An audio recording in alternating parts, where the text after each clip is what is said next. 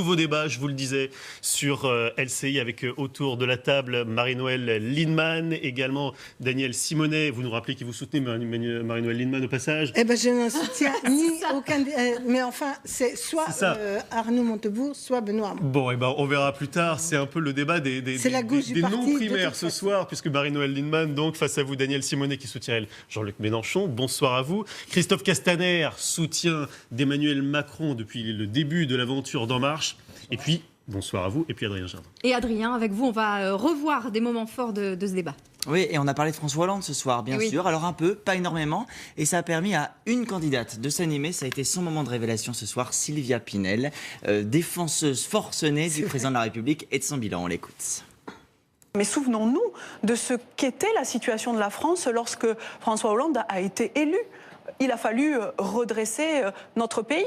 Alors bien sûr, quand on gouverne, on peut regretter telle ou telle option. Mais regardons les choses en face. Les services publics dans les territoires ruraux ont été préservés. La protection sociale de notre pays, notre modèle social et le pacte républicain a été préservé. Donc on peut effectivement avoir des nuances et je suis la première à pouvoir en porter, étant radicale de gauche et non socialiste. Mais quand même, on ne peut pas, parce que nous sommes dans une primaire, laisser dire que rien n'a été fait pendant ces 5 ans.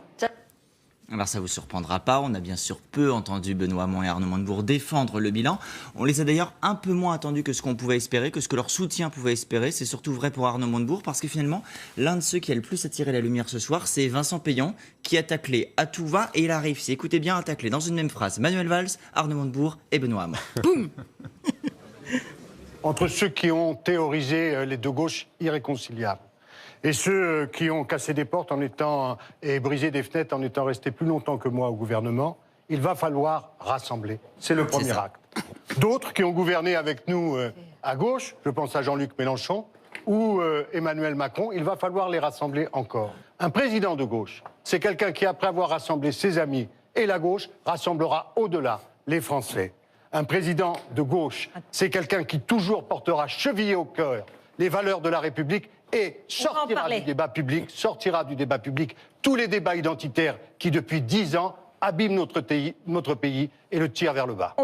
Alors au-delà des amabilités, il y a quand même une question de fond qui était la question principale en réalité. Soutiendrez-vous, oui ou non, le vainqueur de la primaire, quel qu'il soit? Ils ont chacun dû répondre. Pour le coup, la réponse est plutôt claire. On va tous les écouter. Oui, nous avons tous signé une charte d'engagement. Oui ou non? Je réponds. Cette charte, tous les candidats l'ont signée. Donc à partir du moment où on l'a signée, je n'imagine pas que l'un d'entre nous pourrait répondre non à votre question. C'est oui. Manuel Valls? Oui, c'est pour ça que je veux gagner. Vincent Peillon? Oui, bien entendu. Jean-Luc Benamias? Évidemment, oui. Benoît Hamon? Je respecterai ma signature. Arnaud Montebourg? Oui, c'est pour ça que je n'ai pas d'autre choix que de gagner. Quel qu'il soit. François de Rugy? Je m'inscrirai dans le rassemblement à l'issue de cette primaire. Et parce que cette primaire, c'est désigner un candidat, mais c'est aussi façonner un projet pour une gauche renouvelée. Alors quand même un mot du président de la République. Où était-il ce soir? Eh bien, pas devant sa télévision, au théâtre en réalité. Et alors, ironie du sort, il est allé voir la dernière du spectacle de Michel Drucker, alors que précisément ses anciens ministres étaient dans l'ancien studio de Michel Drucker. Tout ça est quand même... Gabriel. Studio Gabriel, ça va m'en penser. Il était au Bouffe de Paris ce soir avec la ministre de la Culture Audrey Azoulay. En fait, on le devine assis là, tout en bas. Il est sur les rangs qui sont juste au-delà de cette rambarde du premier étage. Blanc, là, voilà, juste exactement. À sa gauche. Et on voit à sa gauche à lui, à François Hollande, une femme. Ce sont les cheveux d'Audrey Azoulay. Écoutez ce commentaire de Benoît Hamon qui lui participait au débat. On ne sait pas s'il est ironique ou pas. Je vous laisse découvrir. Non, ça m'inquiète pas qu'il y ait du monde dans les salles de théâtre. Au contraire, ça me fait plaisir parce que c'est important que les théâtres soient pleins. Donc voilà, et c'est au président de la République de montrer l'exemple. Je trouve qu'il est mieux à aller voir un spectacle, à soutenir le théâtre en France qu'à regarder un débat aux primaires. Et il nous connaît, il sait nos programmes, il nous connaît pas. Donc voilà, moi, vraiment, ça me choque pas. Voilà, Benoît Hamon qui répondait à Lucas Ajdela. Et le spectacle de Michel Drucker s'intitule « Seul avec vous ». Marie-Noëlle Lienemann, est-ce que vous trouvez ça... Je posais la question tout à l'heure, mais alors, c'était langue de bois, j'espère beaucoup de vous. Est-ce que vous trouvez ça pathétique ou est-ce que vous trouvez que c'est génial comme pied de nez à tous les socialistes? Non, je trouve ça méprisant. Et c'est dans la longue continuité du mépris que François Hollande a affiché assez régulièrement en direction de toute une partie des socialistes et de toute une partie du peuple de gauche. C'est un homme qui est très tourné vers lui-même. Et quand il est plus au cœur du système, eh ben, les choses ne l'intéressent pas. Il est aussi un de ceux qui a annoncé que le Parti socialiste, finalement, ne l'intéressait que modérément. C'est lui qui a appelé Emmanuel Macron pour nous expliquer, ni gauche ni droite, une autre politique. Quand on lui disait, mais il y a des débats au sein du PS, et d'ailleurs au sein de la gauche en général, avec nos amis communistes, avec les Verts, je défends ce qu'il faut pour la France, comme si il était seul au monde. Moi, franchement, je l'ai très très mal vécu, cette forme de pied de nez assez mesquin. Il y a peut-être, Christophe Castaner, un sens politique à cette démarche. Ça ne vous a pas échappé depuis le début du week-end. On entend cette petite musique selon laquelle François Hollande pourrait soutenir Emmanuel Macron. Et cette démarche de ne pas assister au débat de la primaire, elle pourrait être interprétée dans ce sens-là. Écoutez, je suis bien ennuyé pour essayer de décrypter la pensée, l'approche stratégique du président de la République. Mais ces rumeurs, vous les avez entendues, forcément. Bien sûr, j'ai entendu Jean-Marc Ayrault encore aujourd'hui, mais poser la seule question qui mérite d'être posée. Jean-Marc Ayrault, on précise, dire qu'Emmanuel Macron était bien un homme de gauche, et Ségolène Royal qui soutiendrait aussi, en tout cas, et d'autres, et de très nombreuses personnalités qui rejoignent Emmanuel Macron aujourd'hui et qui vont nous amener à nous poser la seule question. Et peut-être que celle que pose François Hollande, c'est est-ce que cette primaire sert à quelque chose? Et donc on voit bien que non. Et on voit bien à écouter les participants de la primaire tout ce qui les oppose. Et dans quelle mesure, dans 15 jours, on sera tous d'accord sur le même sujet? Non, c'est une bataille de clans, c'est une bataille de pré-congrès, c'est une bataille d'accaparation du Parti socialiste, mais pas de présidence de la société française. Vous avez des informations sur un éventuel soutien on ou off de François Hollande à Emmanuel Macron? Il y a eu des signaux récents ou pas? Seul François Hollande parle pour François Hollande. Daniel Simonet. Mais c'est vrai que... Pour Jean-Luc Mélenchon. C'est vrai que monsieur François Hollande n'a pas voulu aller regarder le débat des primaires, le cirque des primaires des anciens ministres qui vont devoir finalement désigner entre eux quel va être le perdant finalement de la séquence d'après, parce que c'est ça ce qui se passe. Mais je pense que fondamentalement, il n'y a pas d'espace entre l'offre politique de M. Macron et l'offre politique de M. Mélenchon. Et oui, je pense qu'on va avoir pas mal de dirigeants socialistes qui vont rejoindre M. Macron parce qu'il y a une certaine cohérence. Finalement, M. Macron propose un programme libéral qui est dans la continuité du bilan gouvernemental de manière plus assumée. Et par contre, moi je constate sur le terrain beaucoup d'électeurs socialistes qui viennent rejoindre la dynamique de la France insoumise parce que justement ils attendent un programme qui soit en capacité vraiment de répondre à l'urgence écologique, à l'urgence démocratique, à l'urgence sociale. Donc finalement, ces primaires, elles ne servent pas à grand-chose. Alors c'est surtout des primaires en plus amnésiques. C'est quand même des primaires... Regardez le débat. Le débat, ils n'ont pas cessé, à part M. Valls, de critiquer la politique gouvernementale en occultant complètement le fait qu'ils en ont fait partie, et qu'ils doivent l'assumer. Ils ont tous été des anciens ministres. Attendez, caricaturons pas. Il n'y a pas un juste milieu entre Emmanuel Macron et Jean-Luc Mélenchon. Ils leur désir pour des réalités. L'enjeu de cette primaire, tout est fait pour expliquer qu'elle ne sert à rien. Sauf que s'il y a 2 millions... Attendez, non. S'il y a 2 millions de Français qui se déplacent, ce n'est pas des imbéciles qui pensent que ça ne sert à rien. C'est qu'ils ont bien conscience qu'il y a un problème de centre de gravité dans la gauche. Et qu'effectivement, il y a des tentations de dire je vais être pur très à gauche, pur ni gauche ni droite, en fait au centre, et la volonté de faire disparaître ce qui peut faire la coalition d'ensemble, qui peut être le ferment de cette coalition, est une tendance très forte que François Hollande a confortée en ne cherchant pas à rassembler tout son camp. Mais vous ne pouvez pas dire que c'est la même chose d'élire soit Arnaud Montebourg ou Benoît Hamon, qui certes ont été au gouvernement, mais qui ont tiré la sonnette d'alarme. Notamment, on a été nombreux à voter contre la ratification du traité TSCG. D'ailleurs, je regrette que dans le débat sur l'Europe, on n'ait pas suffisamment parlé de la crise européenne, parce que les débats ont été organisés. Franchement, je pense que sur le cannabis, même si moi je suis pour la dépénalisation, je pense que ce débat, c'est un débat de Parlement, c'est un débat de société, et que ce n'est pas au cœur de la présidentielle. Reste que, moi, je ne considère pas que l'affaire est jouée. Et imaginez, je sais bien que ça ne fait pas plaisir aux amis de Jean-Luc Mélenchon, et moi j'écoute ce que dit Jean-Luc Mélenchon, et imaginez que ce soit quelqu'un qui ne soit pas dans la ligne de la politique qui a été menée, notamment économique et sociale, qui soit désigné à l'issue de ces primaire, vous voyez bien que ça bousculerait le paysage politique.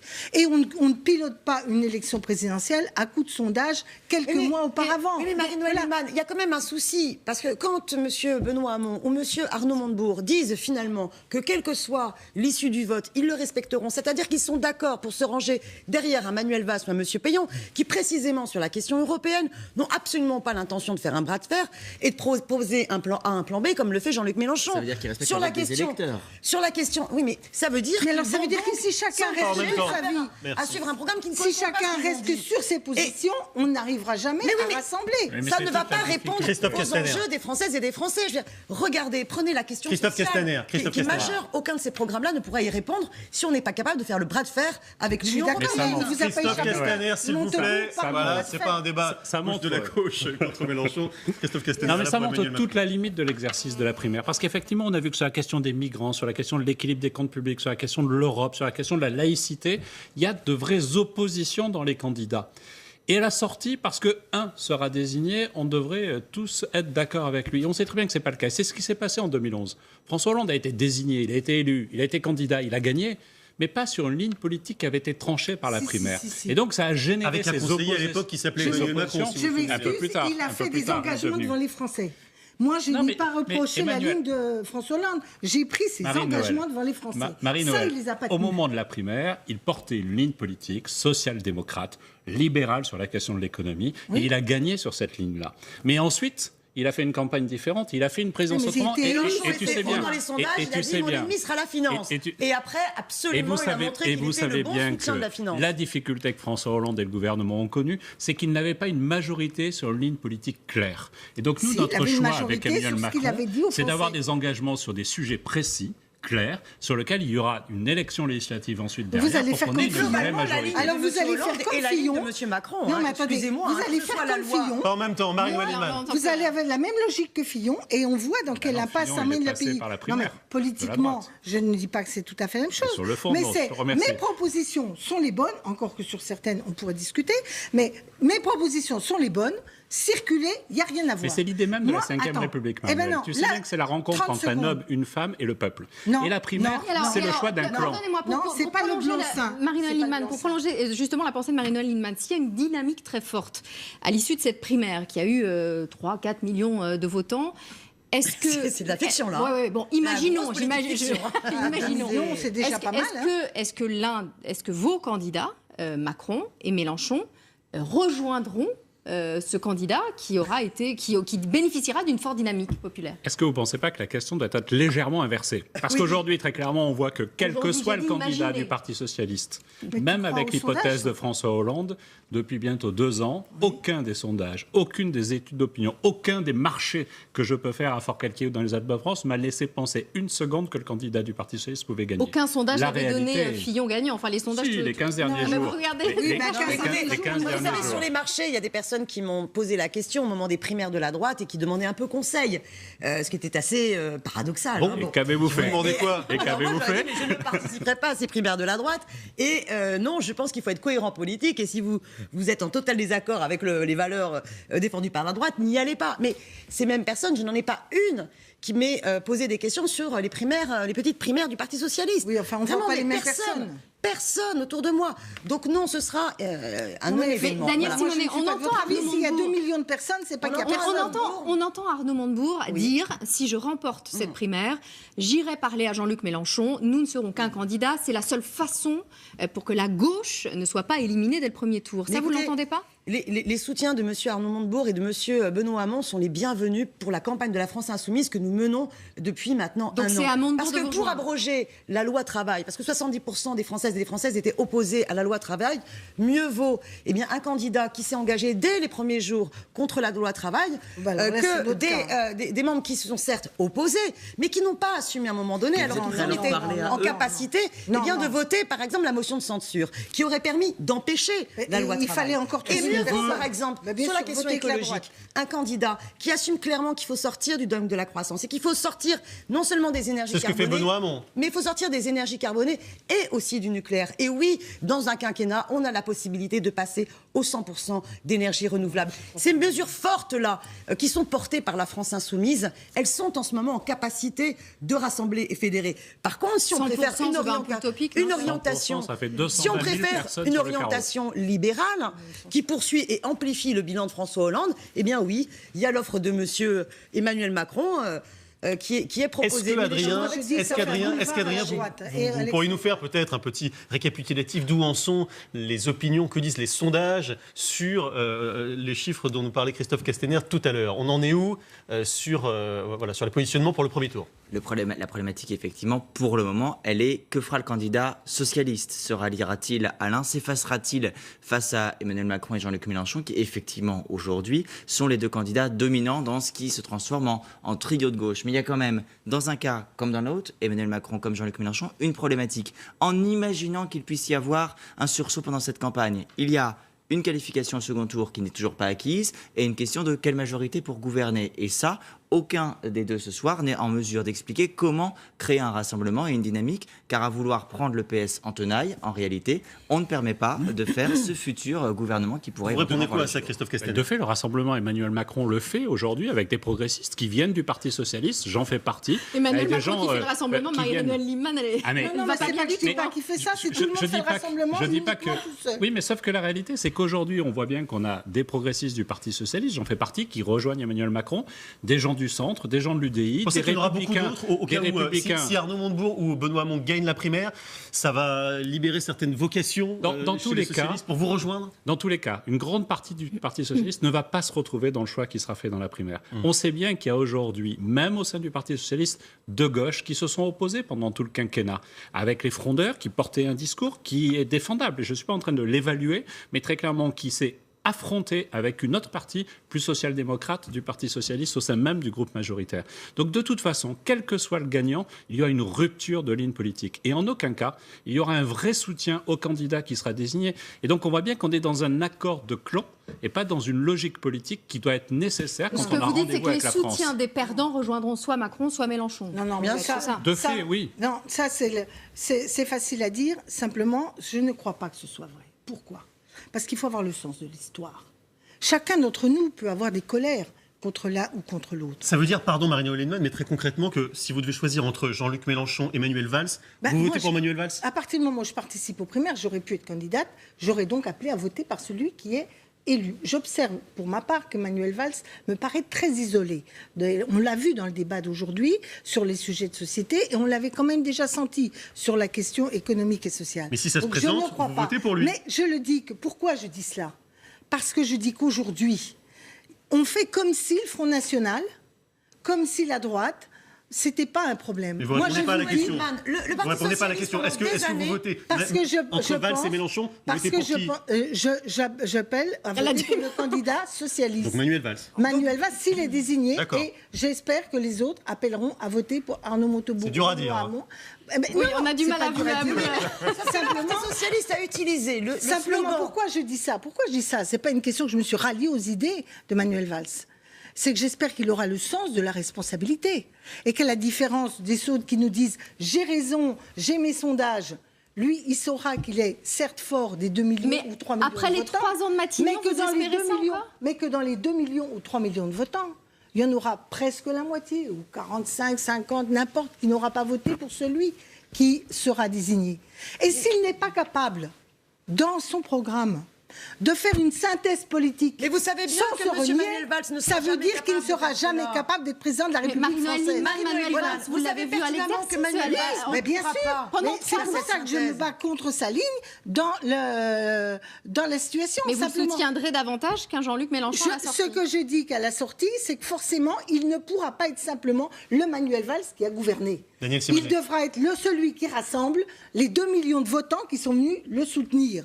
Et donc, s'il est sourd et autiste à cela, il ne pourra pas gagner. Moi, je fais le pari qu'un leader politique qui prétend être président de la République française n'est pas là simplement avec ses certitudes et ses vérités, et qu'il est capable de créer des dynamiques nouvelles. Eh bien, moi, je fais le parti. Marie-Noëlle Lienemann. Je fais le pari, Marie-Noëlle Lienemann, que vous aurez envie, le jour du vote, de prendre le bulletin de vote Jean-Luc Mélenchon et de le mettre dans l'isoloir. Pour des raisons très simples. Parce que vous savez pertinemment que la convocation de l'Assemblée constituante pour une 6e République, c'est un engagement que Jean-Luc Mélenchon prendra et assumera. Parce que je suis persuadée que l'abrogation de la loi travail, elle vous tient à cœur. Et que des hommes et des femmes dans ce pays qui veulent absolument un candidat qui assume jusqu'au bout de prendre cette position-là, eh bien, ça rassemblera. L'enjeu aujourd'hui, c'est enfin de passer à autre chose. Et on a ras-le-bol de vouloir des petites combinaisons, des petites synthèses entre des appareils, entre la vieille chose. Et donc, la majorité, vous la créez comment ? D'abord en créant une majorité dans le peuple, en menant la bataille culturelle, et que les gens choisissent le développement de l'ubérisation, parce que le débat des primaires socialistes n'a absolument pas parlé de l'exploitation de statuts d'auto-entrepreneurs, pas simplement chez les VTC, mais qui se font dans tout un tas de métiers, où les gens se font totalement exploiter. Eh bien, ça nous sort d'où ? C'était une mesure qui a été prise par Fillon, de mettre en place le statut auto-entrepreneur. Et à ce moment-là, qui était le rédacteur du rapport Attali qui a permis cela ? C'était M. Emmanuel Macron. Et M. Emmanuel Macron, donc, est dans la même continuité que cela. Vous croyez que c'est lui qui va pouvoir s'opposer à M. Fillon, qui, revenant de Las Vegas, a carrément proposé, M. Fillon, de mettre en place un statut de prestataire indépendant qui, pendant 3 ans, interdira à l'inspecteur du travail de pouvoir faire une requalification en salarié. Eh bien, Christophe Castaner, si vous voulez répondre très libérale, eh bien, il va falloir des candidats extrêmement clairs.